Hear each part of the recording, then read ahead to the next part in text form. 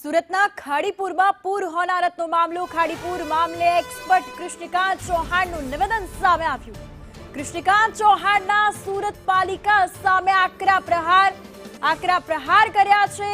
Surat municipal કોર્પોરેશનની બેદરકારીને કારણે સુરતમાં પૂરની આ સ્થિતિ સર્જાઈ છે તેવું જણાવવામાં આવી રહ્યું છે. તો ખાડીમાં દિવાલો અને ઊંચા રોડ પાલિકાએ જ બનાવ્યા છે.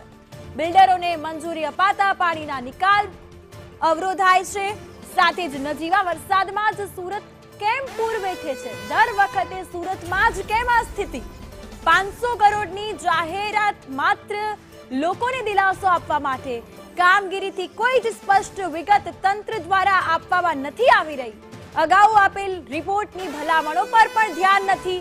તંત્ર ગંભીર નહીં બને ત્યાં સુધી સ્થિતિ નહીં સુધરે. દર વખતે આની આ જ પરિસ્થિતિ સુરત શહેરમાં. આ તરફ કૃષ્ણકાંત જેમને ગંભીર સવાલો સુરત મ્યુનિસિપલ કોર્પોરેશન પર ઉઠાવ્યા.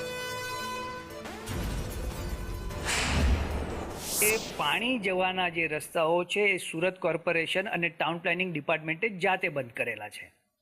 એમાં હજારો કરોડ રૂપિયા ખર્ચ્યા છે. એ ખાડીના કિનારે રસ્તાઓ બનાવવા માટે ખર્ચ્યા છે. ખાડીની આજુબાજુ કોન્ક્રીટ વાલ ઊભી કરવા માટે ખર્ચ્યા છે.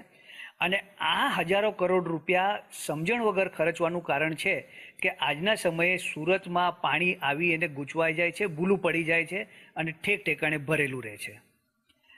આ વર્ષે પણ એવું થયું છે કે સુરતના અનેક વિસ્તારો એમાં છે કે વરસાદ બંધ થયો છતાં પણ પાણી ઓછું થયું નથી. એની સામે જે ખાડીઓમાં કોઈ દિવસ પાણી નહીં આવશે આવું સુરત શહેરે ધારેલું હતું અને એસએમસીના એન્જિનિયરો દાવા કરતા હતા, એ બધા દાવા પાણીએ જૂઠા પાડ્યા. એટલે હવે જે 500 કરોડની વાત કરે છે એ કયા પ્રોજેક્ટોના નામે શેના માટે ખર્ચવાના છે એની કોઈ વિગતો આપ્યા વગર ફક્ત 500 કરોડ કહીને લોકોને દિલાસો આપવો, આ મને લાગે છે કે ધ્યાન બીજે દોરવા માટેની